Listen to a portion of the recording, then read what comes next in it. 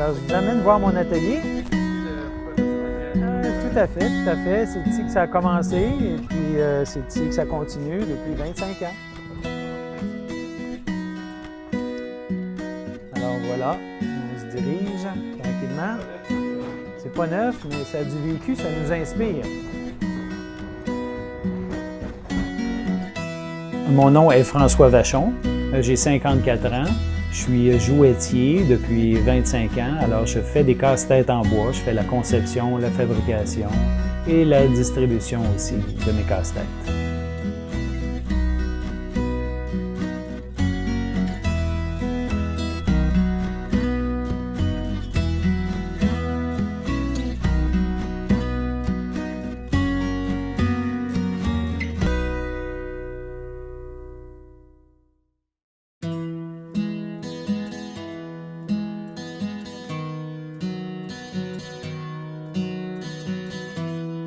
J'ai commencé à faire de la conception de casse-tête quand j'avais 8 ans. Mais au départ, c'est qu'on m'avait fait un casse-tête en bois quand j'avais à peu près 7 ans.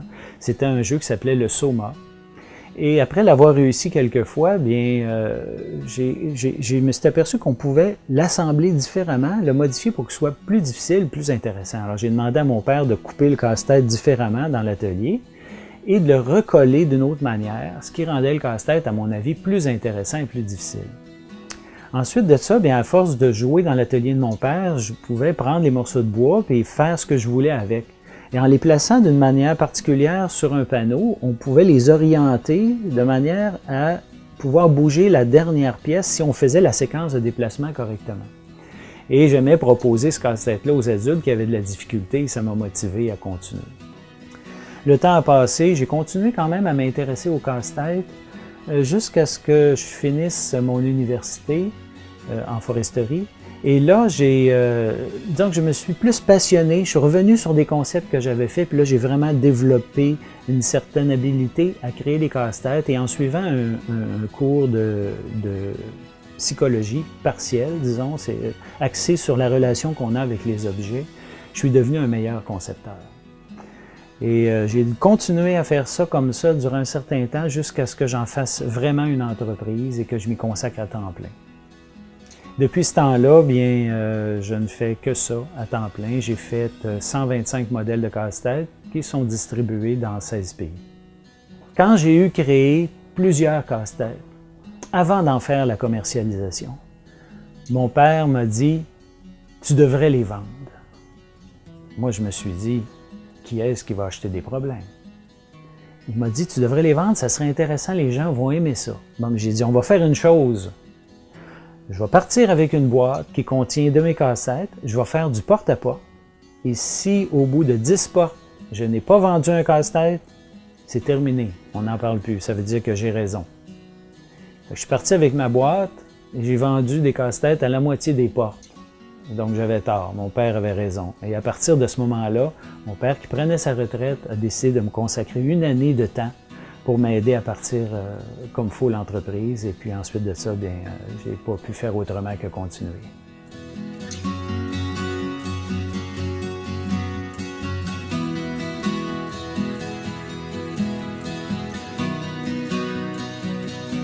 Mon père avait un établi fonctionnel pour faire des choses, mais c'était pas un bricoleur qui allait dire « bon, moi je fais une chaise ».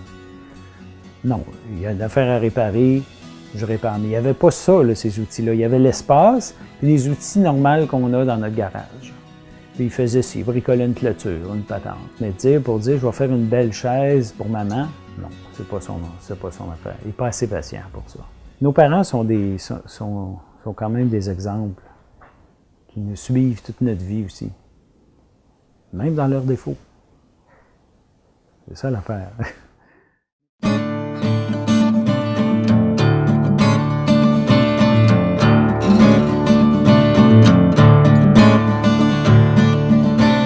Le processus de création du casse-tête commence avec une situation du quotidien.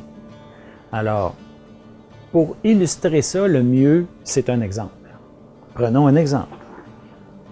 Alors, ce jeu-là ici, on l'installe sur un cadeau de Noël. Et pour pouvoir le déballer, il faudra d'abord solutionner le jeu pour libérer la boîte. Alors là, il faut trouver d'abord un mécanisme qui va permettre d'emprisonner la boîte de manière à ce que ça soit ajustable selon les grandeurs de boîte. Alors déjà là, on a un problème à solutionner. Ensuite de ça, il va falloir faire en sorte que la barrure qu'on va installer dessus soit solutionnable autant par des jeunes que des adultes, sans que ça soit plus difficile pour les jeunes que pour les adultes. Alors là, on a un autre défi ici. Ensuite de ça, il va falloir que ce soit facile à installer par quelqu'un qui ne veut pas chercher. Alors, on a encore un autre problème à solutionner ici.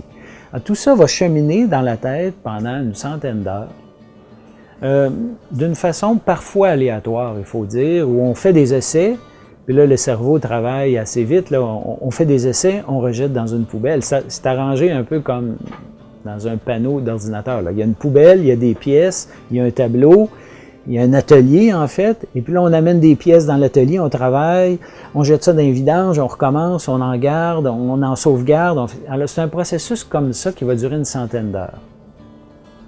Une fois qu'on a fait ça, il va falloir choisir les matériaux qu'on va faire, qu'on va utiliser. Alors, ça peut être n'importe quoi. Moi, je choisis le bois et des assemblages de bois pour que ça soit esthétique.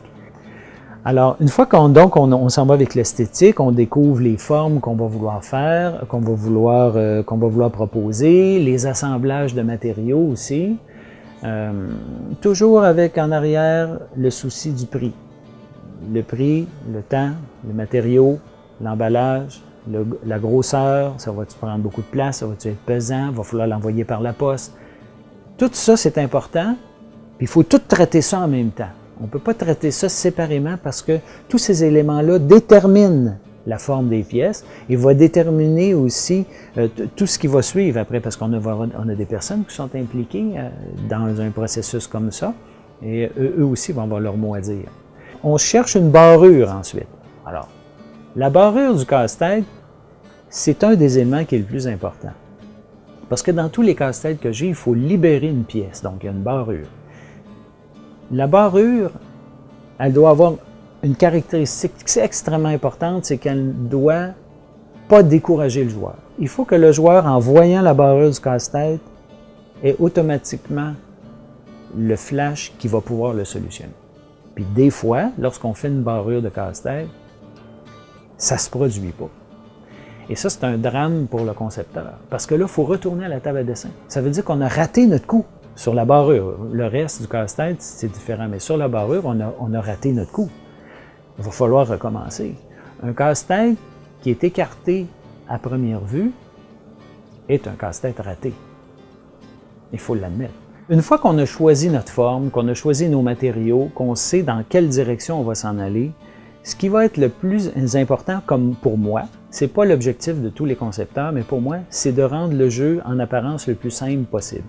Alors, je vais essayer de diminuer le nombre de pièces le plus possible, diminuer le nombre de mouvements sans sacrifier l'objectif du niveau de défi que je me suis fixé au départ. Tout ça, tout ce que j'ai dit là au départ, tout ce que j'ai parlé sur la conception à date, c'est fait sur un papier.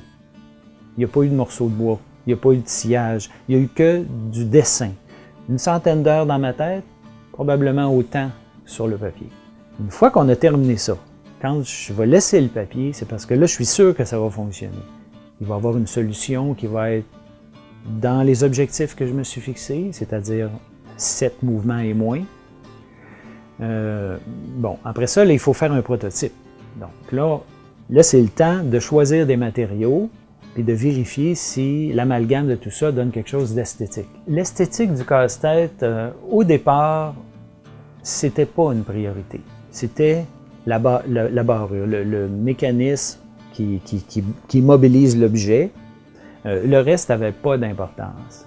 Mais à un moment donné, en parlant avec différentes personnes, en regardant mon comportement de consommateur aussi, tout ça, je me suis dit, c'est plus intéressant si le casse-tête, après qu'on l'a solutionné, se retrouve dans la bibliothèque du salon plutôt que dans le tiroir de cuisine. Alors pour ça, qu'est-ce qu'on peut faire? Bien, il faut qu'il soit joli. S'il est joli, il va rester sur la table, dans la bibliothèque du salon, et il va être porté à être proposé à tout le monde. Alors ça nous oblige à revenir et à dire, ah, OK, d'accord, on va faire ci, on va faire ça, il faut que ça soit plus joli. Et finalement, bien, on se rend compte que le processus d'acquisition du casse-tête par le joueur est guidé à 75% par l'apparence du casse-tête. Alors pourquoi s'en priver? C'est facile. Par contre, ça nous demande au niveau de la création puis de la fabrication un souci permanent de l'esthétique. Après un premier prototype, là, il y a des gens qui vont intervenir sur le casse-tête. On fait essayer le casse-tête à différentes personnes. J'ai recours à de mes clients qui sont avec moi depuis très longtemps, qui possèdent toute la collection du jeu Manitou et qui se sont proposés pour tester les jeux, en fait. Et là, je leur envoie des prototypes avec une feuille et ils doivent répondre à des questions précises et faire une analyse de la chose. C'est très sérieux. Et quand je reçois tout ça, immanquablement, il faut que je retourne à la table de dessin parce que là, il va y avoir des choses à modifier. Comme je disais au départ, c'est le joueur qui a raison. Alors, il faut retourner au dessin, modifier les petites choses qu'on nous a suggérées, on se communique, on parle, et ensuite de ça, j'arrive à faire un autre prototype qui, celui-là, sera le modèle final.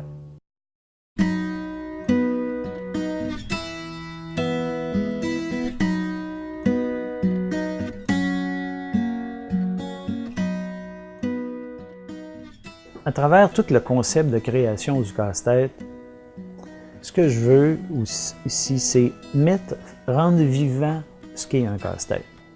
Un casse-tête, c'est une relation. C'est une relation entre deux personnes, principalement un concepteur et une personne qui va résoudre le casse-tête. Et c'est une relation où on cherche à se comprendre, tous les deux. On n'est pas un en face de l'autre, mais on a un objet qui nous permet de le faire. Alors moi, ce que je veux, c'est amener mon joueur dans une aventure. Je veux qu'il passe à travers une série d'émotions, et c'est très important.